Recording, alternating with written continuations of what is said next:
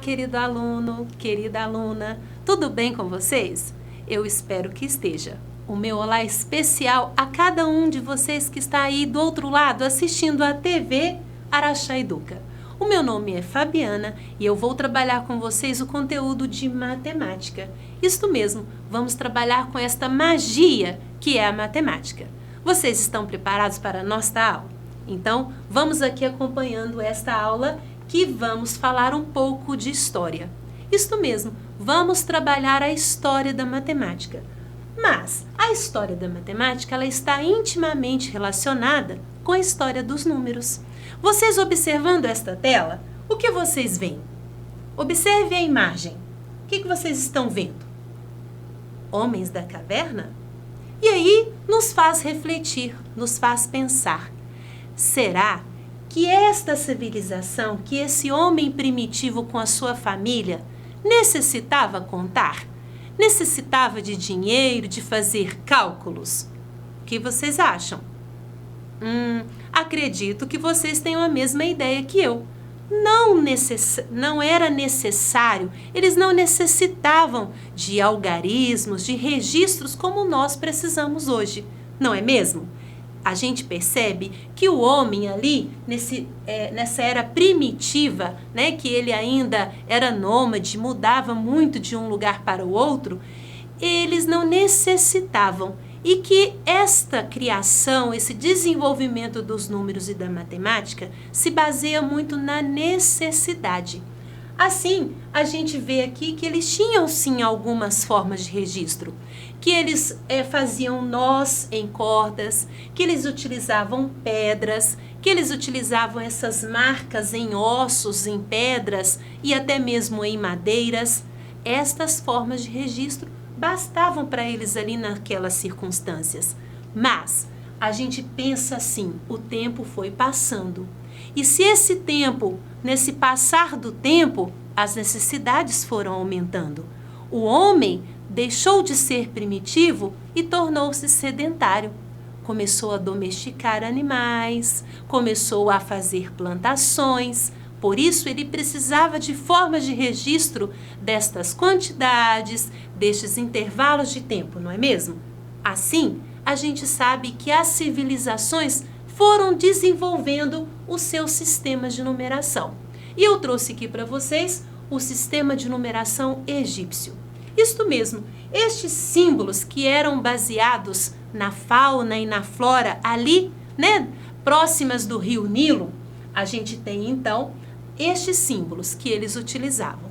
Mas, vejam bem, tão pouco simples para representar tantos numerais.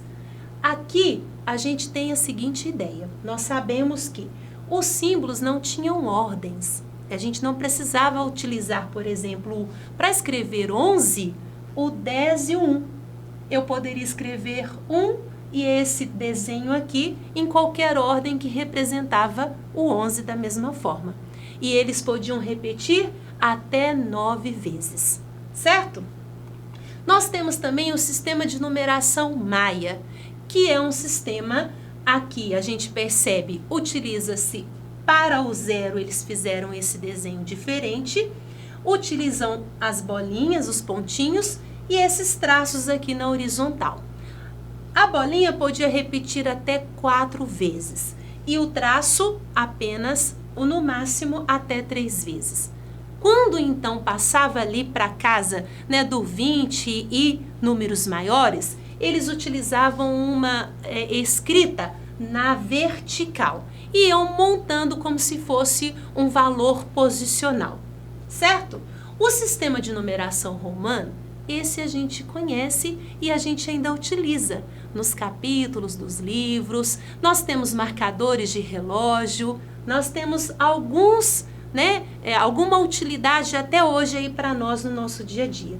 Nós temos esses 7 símbolos que, fazendo algumas regras, nós descobrimos todos os outros numerais escritos em romanos, certo? Tem várias regrinhas aí que depois a gente pode compreender como se escreve numerais utilizando apenas essas 7 letras maiúsculas do nosso alfabeto. Temos também o sistema De numeração, nós temos ainda o grego, nós temos o indo-arábico. Sistemas são vários, depende da civilização. E a gente sabe que, devido à falta de comunicação que havia entre essas civilizações, era muito difícil, né, essa disseminação desse sistema que eles criavam ali na civilização deles, ok? Para a gente compreender um pouquinho da matemática e da importância da matemática. Por quê? Para mim ela é muito importante. Não só porque eu sou professora de matemática, mas também eu vejo ela no meu dia a dia, do acordar ao deitar, em todas as minhas situações de vida. Eu vivencio a matemática. E para você ela é importante? Eu trouxe aqui um vídeo e vai fazer você refletir o quanto a matemática é importante. Matemática para quê? Você já ouviu falar dos primeiros grupos humanos que surgiram na Terra? Isso aconteceu lá na África há alguns milhões de anos atrás. Lembra-se? O que pouca gente comenta é que já naquele tempo era importante saber contar. É claro que não era uma conta cheia de números, muito menos letras, como as que fazemos na escola hoje em dia. Era mais um senso numérico. Senso numérico é uma coisa que até os animais têm. É a capacidade de reconhecer a diferença entre grupos com dois ou mais objetos. O problema de calcular as coisas só com base no senso numérico é que só esse atributo natural não é suficiente para fazer contas maiores. Até mesmo alguns animais possuem um sistema de contagem que ultrapassa o simples senso numérico. As formigas, por exemplo, são capazes de calcular com exatidão a distância entre um animal morto e seu ninho, contando o número de passos dados no percurso. Curioso mesmo é o caso de uma espécie de cigarra, da família das Magicicada, que vive em túneis debaixo da terra e só sai uma vez na vida para acasalar e morrer, no aniversário de 13 ou 17 anos. Por que será que isso ocorre sempre em um número primo, ou seja, divisível apenas por e por ele mesmo? Ao longo da história da humanidade, diferentes necessidades levaram os seres humanos a desenvolver formas mais eficientes de fazer contas, medir as coisas e realizar muitas outras ações que só depois de um tempo passaram a ser reconhecidas como matemática. E muitas vezes os avanços em uma região do planeta também ocorreram em outra parte, sem que um grupo soubesse do outro. Os primeiros sistemas de contagem eram bem simples. Quando os guerreiros saíam para a batalha, por exemplo, cada um colocava uma pedra em um cesto. Quando voltavam, pegavam de volta as pedras e a quantidade restante representava quantos foram mortos. Há cerca de 30 mil anos, os seres humanos começaram a desenvolver maneiras mais eficazes de contar. Uma delas era riscar traços em ossos de animais. Aliás, acredita-se que esses rabiscos nos ossos deram origem a um dos sistemas numéricos mais conhecidos, os números romanos. Mas o sistema numérico romano tinha uma falha muito grave. Não tinha o zero. O nada chegou a ser representado por muitos povos anteriores aos romanos com símbolos especiais que identificavam o início de um número.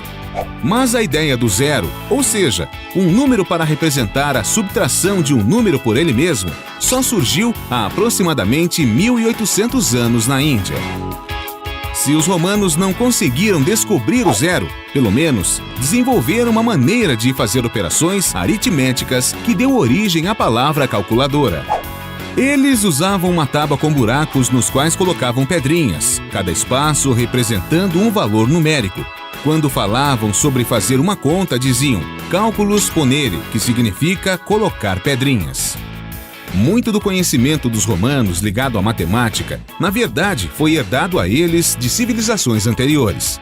Por exemplo, as formas de quantificar as grandezas com base no tamanho de pés, palmos, polegadas e na distância entre a ponta do nariz e a extremidade do dedo médio, o côvado, teria origem no Egito. Pouca gente sabe, mas muitas das coisas que fazemos hoje, relacionadas à matemática, surgiram lá na antiguidade. Se ainda contamos o tempo com base no número 60, é porque herdamos isso dos sumérios, um dos povos mais antigos que conhecemos e que ocuparam a Mesopotâmia. Para nós, a existência de sistemas de medida padronizados é algo comum. Podemos estimar o tempo de uma viagem em horas ou minutos e a distância em metros ou quilômetros. Mas em outros tempos, a falta de um sistema padronizado deu muito problema. Na Europa, de onde herdamos também muitos sistemas métricos, era comum na Idade Média as pessoas escavarem as paredes externas de igrejas e castelos para criar um padrão de medida. A marcação passava a servir para consultas e era respeitado por ser ligada à Igreja Católica ou ao rei. Para acabar com esse tipo de costume, o rei Eduardo I da Inglaterra estabeleceu, em 1305, um padrão para uma polegada. Esta medida seria igual a 3 grãos secos de cevada dispostos lado a lado em seu comprimento máximo. Apesar dessa tentativa do rei Eduardo e de outras iniciativas de soberanos europeus, naquele tempo, a Europa era dividida por propriedades chamadas feudos, onde o dono era o soberano e podia estabelecer o sistema de medidas que quisesse. Por isso, as padronizações mais importantes para a Europa e que depois nós herdamos só foram feitas em 1791, com a Revolução Francesa, que acabou com o poder dos soberanos. Após tomarem o poder da monarquia, os republicanos definiram um novo calendário e mudaram diversas unidades de medida.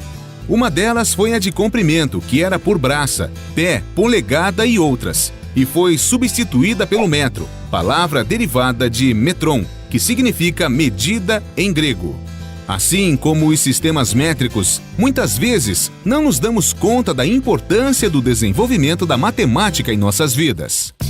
Graças a todo o conhecimento matemático desenvolvido pela humanidade ao longo de sua história, temos hoje computadores avançados, meios de transporte velozes e muitos benefícios, além de sermos capazes de resolver questões vitais como: qual é o impacto do efeito estufa na temperatura média do planeta? Há algum risco de um asteroide se chocar contra a Terra? Por que o pão sempre cai com a manteiga virada para baixo? Acreditem ou não, um físico apresentou uma explicação científica para essa pergunta. Para isso, usou cálculos matemáticos, mecânica básica e muita criatividade. Em 1995, Robert Matthews apresentou um estudo segundo o qual as mesas nas quais costumamos apoiar o pão para passar manteiga têm altura exata para que o alimento, ao cair, vire no ar deixando a manteiga para baixo. Se não fosse todo o conhecimento matemático acumulado pela humanidade nesses milhões de anos desde o aparecimento dos nossos ancestrais, como poderíamos saber isso? Gostaram do vídeo? Eu espero que sim. Fizeram vocês aí de casa, todos vocês, refletirem sobre a importância da matemática? Vocês conseguiram identificar os momentos que vocês utilizam matemática? Excelente! Trouxe para vocês aqui um pouco de humor com os números. Vamos ver o que tem nessa tirinha. Observem que são 2 algarismos, um conversando com o outro, né? Um conversando com o outro. E o que o primeiro diz? Não acho que nosso caso dará certo. Não diga isso, eu sem você sou nada. Mas nunca conseguiremos nos multiplicar. Vocês sabem aí de casa que 1 vezes 1 é 1, não é mesmo? Por isso eles estão discutindo a importância de um para o outro. Gostaram? Deram uma boa risada? Que bom! Continuando, agora tá com você. Isso mesmo, eu já mostrei para vocês um pouco dos sistemas de numeração, coloquei um vídeo para você refletir. Pense aí você de casa. Conseguiria viver sem a matemática? Sem tudo que a matemática construiu para você? Seria possível você nomear o horário que você acorda, a sua data de nascimento, tantos números que rodeiam a sua vida? Como você viveria sem a matemática, sem os números? E trouxe um pensamento para vocês do Francisco Gomes Teixeira. Veja o que ele diz.